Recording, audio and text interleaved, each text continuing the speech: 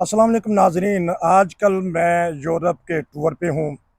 Germany से Holland, Holland से Norway और नॉर्वे से इंशाल्लाह अगला जो हमारा पड़ाव होगा वो पेरिस का है, फ्रांस जाएंगे।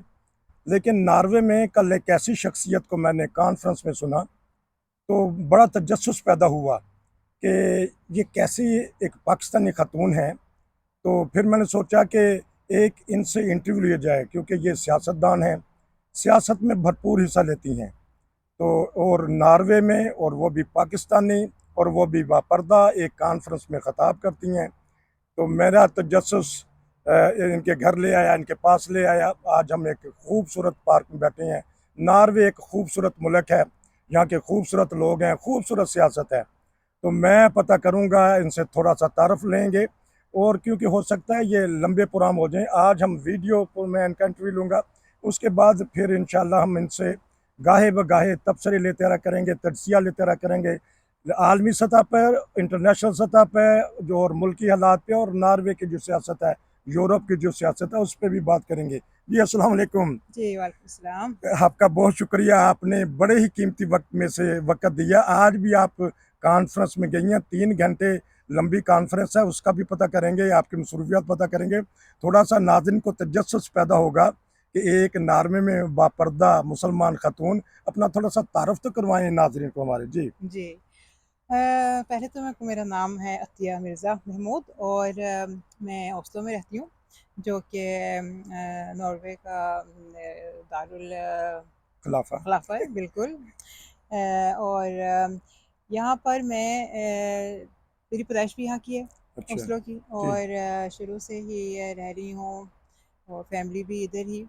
लेकिन ये कि जो सियासत में जो मैंने हिस्सा लेना शुरू किया, वो अभी कह लें आपके पिछले 4 सालों से ज़्यादा एक्टिव हुई। उससे पहले यंग एज से ही बहुत ज़्यादा मसरूफियात तो रहती थी, लेकिन माशरे के मतलब जो है, और जो माशरे के हालात हैं, उन पे हमेशा आवाज़ उठाना जो है वो मुझे ज़रूरी लगता था। तो वो कह लें कि वो एक चीज़ थी अंदर। फिर काफ़ी काम भी किया है, नस्ल परस्ती के ख़िलाफ़ काफ़ी काम किया है, इसको रेसिज़्म कहते हैं। औरतों के हकूक़ पे कई साल काम किया है।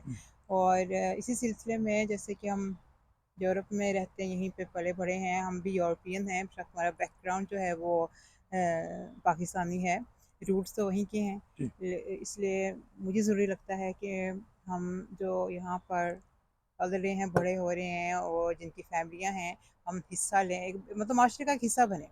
हुँ। तो ये बताइएगा कि नॉर्मल तो पाकिस्तान में वडेरों का, जागीरदारों का राज है सियासत में, कम ही खवातीन आई हैं। तो आप एक खातून हो कि आप इतना जिगर है और इतना बहादुर हैं, और नॉर्वे की पॉलिसी ने, या नॉर्वे की पॉलिटिक ने, या सियासत ने आपको आने दिया आगे? हुँ। देखिए, नॉर्वे में इस चीज़ को बहुत अहमियत दी जाती है कि सबकी बराबरी के हकूक़ हों। जी। तो इसमें सिर्फ़ ये ज़ात-पात का तो कोई सवाल होता ही नहीं। इसी तरह मर्द और औरत के दरमियान जो इक्वल राइट्स हैं, हम्म, उस पे भी कई सालों से, हम्म, मतलब ये खुद तो नहीं आया, लेकिन मेहनत ही की है जी। सबने।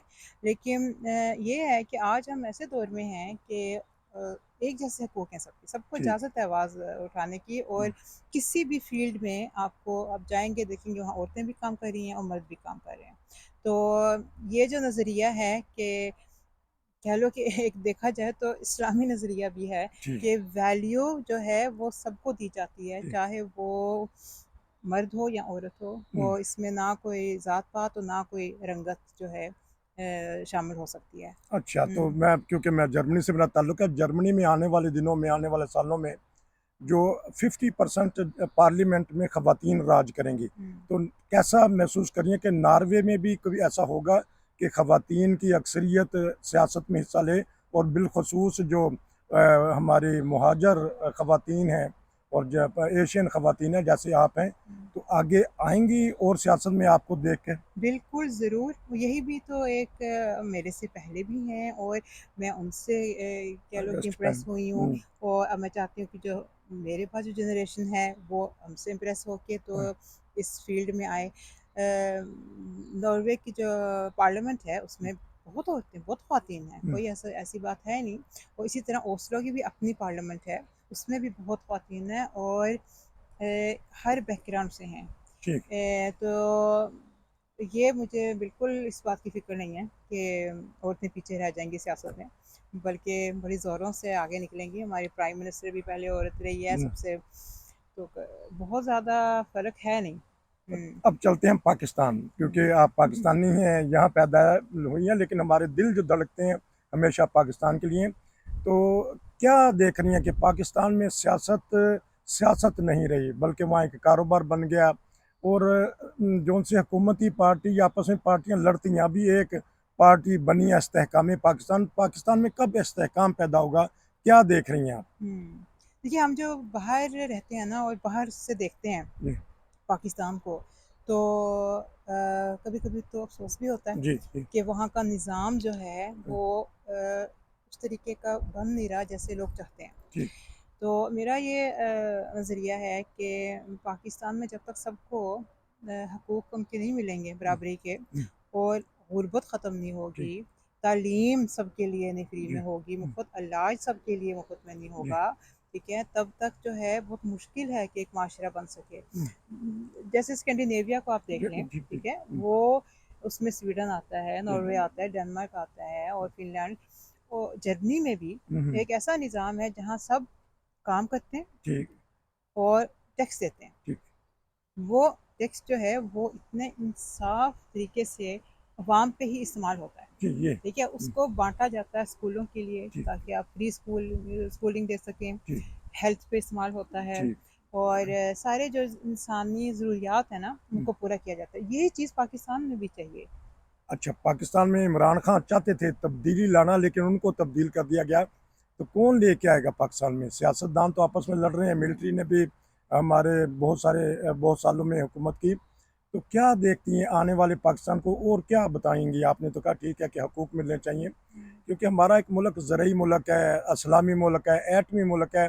इसके बावजूद भी हम IMF के दर पे रहते हैं, मांगते हैं लोगों से, यूरोप में जाके मांगते हैं, कर्जा मांगते हैं। तो गुर्बत किस तरह ख़त्म हो सकती है पाकिस्तान की?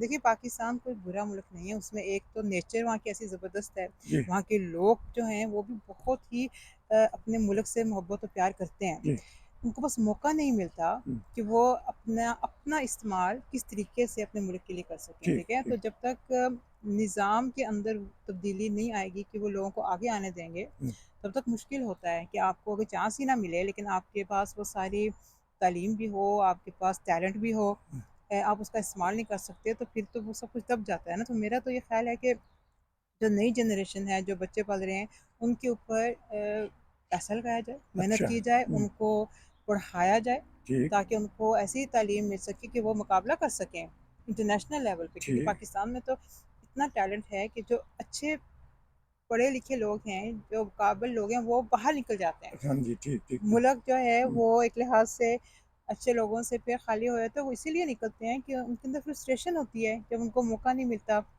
अपनी पढ़ाई का, अपने टैलेंट का अपने हम्म। मुल्क में इस्तेमाल करना। फिर वो भी लोग हैं जो बहुत ज़्यादा प्यार करते हैं मुल्क में, वो कहते हैं कि ठीक है, हम यहीं रह के तो कुछ करके देखते हैं कि हो सके। आपने एक बहुत अच्छा सवाल उठाया कि टैलेंट है लेकिन वो बाहर निकल जाता है। अब हाल ही में एक साल के अंदर 10 लाख जो टैलेंट है, 10 लाख लोग अपना मुल्क छोड़ बैठे हैं, क्योंकि उनका जो टैलेंट था, जो उन्होंने पढ़ाई की थी, उनको सर्विसेज नहीं मिल रही, उनको सिक्योरिटी नहीं मिल रही। तो क्या और वो कहेंगे, क्योंकि बाहर जब वो आते हैं वही टैलेंट उभर जाता है। नॉर्वे में भी बहुत सारे पाकिस्तानी डॉक्टर्स हैं, अमेरिका में भी हैं, बाहर आके इंजीनियर भी हैं, बाहर आके हमारी खवातीन भी माशाल्लाह अच्छे अच्छे जॉब करती हैं। तो क्या वजह है कि वो पाकिस्तान में रह के तरक्की नहीं कर सकती? करप्शन की वजह से, या इंसाफ ना मिलने की वजह से, या हकूक ना मिलने की वजह से? इस बारे में बताइए। देखिए, अगर यूरोप की हिस्ट्री देखी जाए पीछे, नॉर्वे को भी देखा जाए, हम्म, तो 1800 सन में हम्म, यहाँ से भी लोग जो हैं अमेरिका गए थे। अच्छा अच्छा ठीक नॉर्वे की मेरा ख़्याल है 4 या 8 मिलियन आबादी हम्म, उस वक़्त अमेरिका गए थे अपना मुस्तकबिल बेहतर बनाने के लिए। अच्छा तो ये है कि अब इस मुल्क के पास तेल है, हाँ ठीक जी है, अब तरक्की हो गई है, ये हम्म, तो चीज़ें बाद में आई हैं ना। अच्छा उससे अच्छा पहले तो यूरोप के बहुत से मुल्क हैं, जब जो अमेरिका अ, कह लो कि बन इजाद हुआ हाँ तो जी हाँ लोग लोग यूरोपियन वहाँ जाना शुरू हो गए। ठीक तो ये एक नेचुरल सी चीज़ है कि इंसान कोशिश करता है अपनी ज़िंदगी को बेहतर बनाने के लिए, अगर उसको दूर भी जाना पड़े, तो समुंदर भी पार करने पड़ जाएँ, ठीक है? तो इसी तरह पाकिस्तानी जो निकले थे हाँ जी पाकिस्तान से, जब वो 60 में निकले हैं, जो यहाँ पे जो शुरू में पाकिस्तानी नॉर्वे में आए हैं, वो तकरीबन 60 में आए हैं। हाँ जी ठीक और वो भी इसी वजह से निकले थे कि वहाँ पे काम की प्रॉब्लम्स काम थी, ठीक ठीक है, करप्शन थी। जी और कुछ तो हैं उनको बस सैर करने का शौक था, ठीक है, यूरोप हम देख कर आए। फिर वो जब निकले हैं बाहर, उन्होंने जॉब किया, तो फिर वो कह लो कि टिक गए हैं, ठीक है, फिर वो जी यूरोपियन बन गए हैं, लेकिन उनके रूल्स पाकिस्तानी थे। इसी तरह अभी भी वो ये चीज़ नज़र आती है कि लोग बहुत बाहर निकलना चाहते हैं, क्योंकि वो समझते हैं कि पॉसिबिलिटीज़ ज़्यादा हैं, अच्छा मेहनत बहुत करनी पड़ती है। हाँ ठीक ठीक ठीक। एक और मैं सवाल कर दूं कि हमारे मुल्क में करप्शन तो है और वो पैसा अपने मुल्क पे नहीं लगाते या रखते, वो बैरून मुल्क स्विट्ज़रलैंड में भेज देते हैं या बाहर आके फैक्ट्रियाँ लगा लेते हैं, स्पेन में कर देते हैं, और जिन गरीब लोगों का पैसा लेके अमीर मुल्कों में आके वो लगाते हैं। तो इस तरह भी ये भी तो गुर्बत इस तरह भी तो बढ़ती है ना। हुँ। तो नॉर्वे में ये कुछ सोच सकता है कि करप्शन करके पैसा किसी दूसरे मुल्क में ले जाया जाए?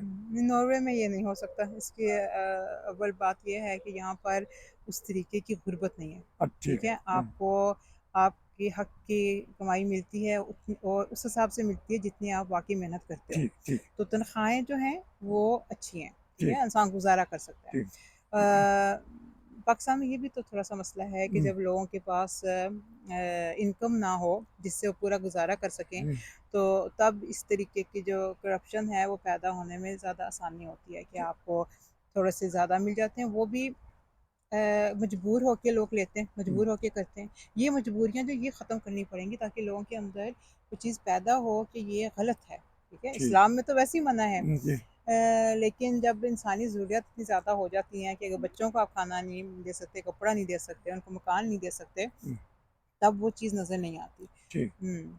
अच्छा ये बताइएगा क्योंकि अब हमारा वक्त अब ख़त्म होने वाला है, तो आज आप मीटिंग में थी तो आप बता रही थी कि कल कोई स्पेशल डे मनाया जा रहा है और उसमें आपकी एक स्पीच भी है। हुँ, तो ये बताइएगा कि नाज़रीन को, इस वक्त सारी दुनिया आपको सुन रही है, हुँ। कि कल कौन सा दिन मनाया जा रहा है और आपकी उसमें क्या एक्टिविटीज़ हैं? बिल्कुल। कल जो है वो है यूएन का नेशनल डे है, मतलब यूएन जो रेफ्यूजीज़ हैं उनके लिए। 20 जून को ठीक है। हाँ, बिल्कुल। तो दुनिया में आपको पता है हालात कैसे हैं।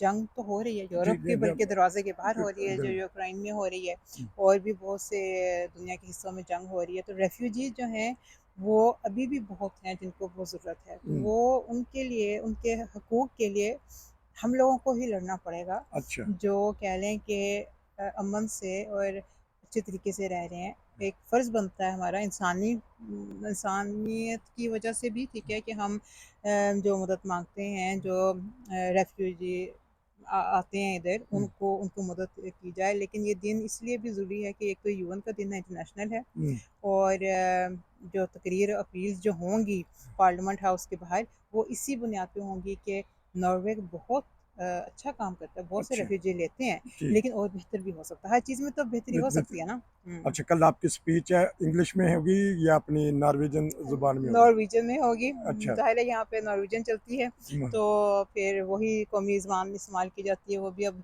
मेरी भी वही एक लिहाज से मादरी ज़ुबान हाँ बन गई ठीक है, है उर्दू ठीक तो हाँ ठीक बोल है। ही लेते हैं। अच्छा ये बताइएगा कि नॉर्वे की हुकूमत असाइलम दे रही है अभी तक? हाँ जी, असाइलम दे रही हैं, बहुत ज़्यादा जो यूक्रेन से जो अब आ रहे हैं, ठीक है। ख़ास तौर पे, क्योंकि देखिए होता ये है कि जो क्राइसिस करीब होते हैं ना मुल्क के, ठीक तो कोशिश यही होती है कि उन लोगों को उन लोगों की मदद की जाए, उन ठीक है। लोगों को लिया जाए। तो हम्म, अब इस वक़्त जो है वो यूक्रेन से आ रहे हैं यहाँ पे रेफ्यूजी, हम्म, ओस्लो भी ले रहे हैं, हमें पे फ़र्ज़ है, अच्छा बल्कि कह लें कि कहा मस्त गया है लेने हैं। मस्ट लेना है, और फिर उनके लिए सारा कुछ सहूलतें ज़रूरी होती हैं, ठीक है? उनके बच्चों ने स्कूलों में जाना है, उनको मकान चाहिए, उनको घर चाहिए, सारी ज़रूरियात पूरी की जाती हैं और बड़े अच्छे तरीके से करते हैं।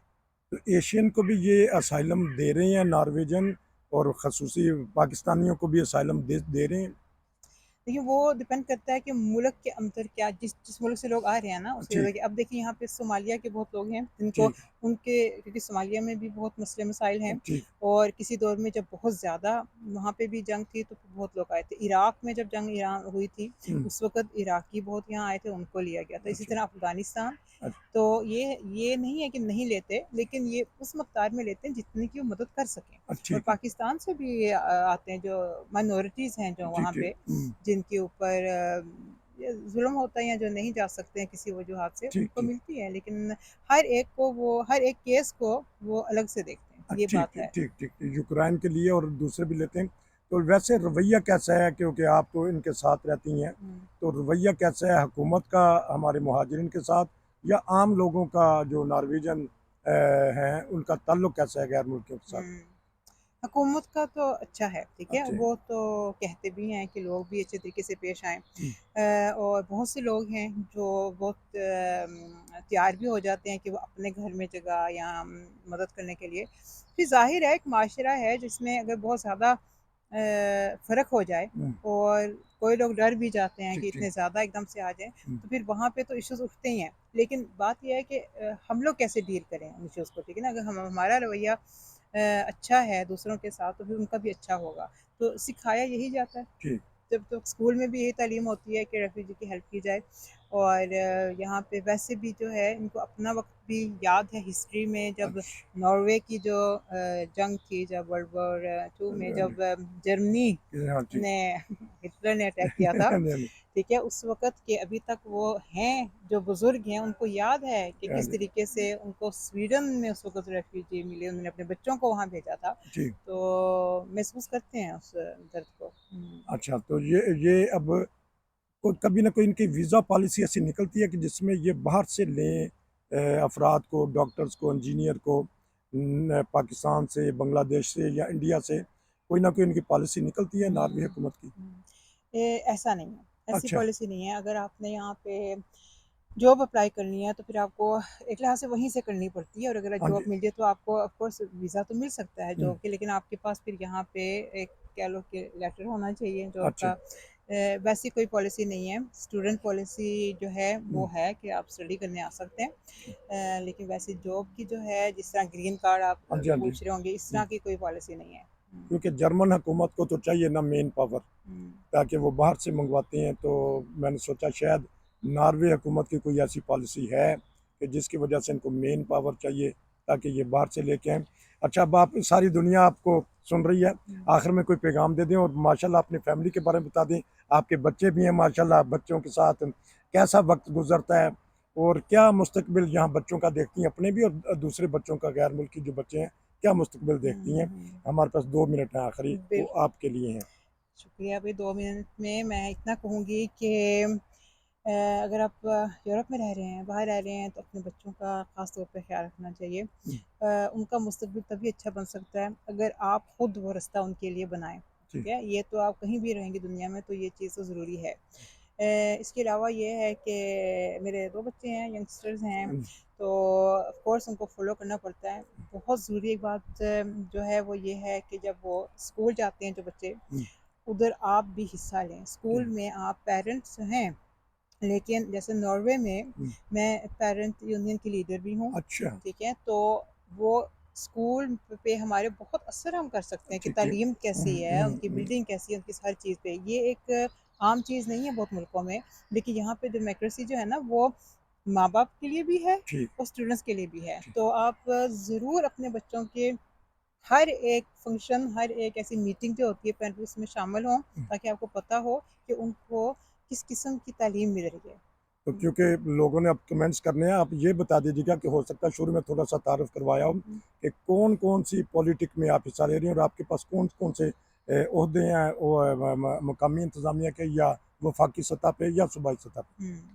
मैं जो हूँ मैं सिटी कौंसिल की मेंबर हूँ हम्म, और अब नॉर्वे के इंतखाब हो रहे हैं तो ये हमारा पॉम्फलेट है। मैं ये थोड़ा सा सोशलिस्ट लेफ्ट पार्टी जिसको कहते हम्म, हैं हम्म, एसवे नॉर्वेजियन ने हम्म, उनकी मेंबर हूँ अच्छा और मैं इंतखाब के लिए खड़ी हुई हूँ अच्छा इस पार्टी के मैं कह लूँ कि ये हम जो हैं ये टॉप अच्छा कैंडिडेट्स हैं। अच्छा। तो इंशाल्लाह ताला अब जब सितंबर में इंतखाब होने हैं तब हमें पक्की सीट भी मिलेगी। अभी भी जो है वो हमारी पार्टी जो है वो ओस्लो सिटी की को चला रहे हैं ये भी कह अच्छा सकते हैं। अच्छा। तो इंशाल्लाह ताला आगे भी हमारा यही मकसद है कि हम जीतें और हम अच्छे इंशाल्लाह। तरीके से हम काफ़ी कुछ कर सके हैं बच्चों के लिए, यंगस्टर्स के लिए। बहुत सी चीज़ें हमने फ्री में भी की हैं। तो इंशाल्लाह ताला यही होगा। तो वो कल आपने कॉन्फ्रेंस में बताया था कि आप वाहिद मुसलमान खातून हैं, उस बारे में बता दीजिएगा। हुँ। तो किस हिस्से में आप वाहिद पाकिस्तानी मुसलमान खातून हैं? हुँ। क्या चीज़ इस जो मेंबर हैं बन रही हैं? हाँ जी, देखिए मैं मुसलमान तो नॉर्वे में बहुत से रहते हैं और मुख्तलिफ़ अक़ीदे के भी रहते हैं। जी ठीक। तो मैं अपने अक़ीदे में अपने माइनॉरिटीज़ में जो हूँ, पहली हूँ जो कि सियासत में आई हूँ इस अच्छा तरीके से। जी और मुझे ये ज़रूरी लगता है कि हम हर किस्म के लोग और जी। हर अक़ीदे के लोग जो हैं वो आएँ बल्कि सियासत में और हिस्सा लें ताकि हम मिल के जो है कम्युनिटी को और बेहतर बना सकें। इंशाल्लाह आपसे रब्ता रहेगा। नाज़रीन, ये था एक स्पेशल नॉर्वे ओस्लो शहर से एक इंटरव्यू लिया गया। इनसे हम गाहे बगाहे इंटरव्यू लेंगे। मैं आपका बहुत शुक्रिया अदा करता हूँ कि आपने मुझे वक़्त दिया। अल्लाह करे आप कामयाब हों और कामयाबी के साथ आगे बढ़ते रहें। नसीर को इजाज़त दीजिए। नॉर्वे से फिर मिलेंगे नाज़रीन। अस्सलाम वालेकुम। जी, जज़ाकल्लाह।